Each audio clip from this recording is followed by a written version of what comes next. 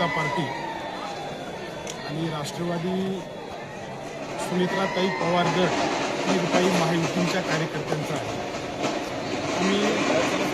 आम्ही सर्वजण स्वर्गीय गोपीनाथराव मुंडे साहेबांना दैवत मानणारे आणि भारतीय जनता पार्टीवर प्रेम करणाऱ्या कार्यकर्त्यांचा गड म्हणजे किनगाव।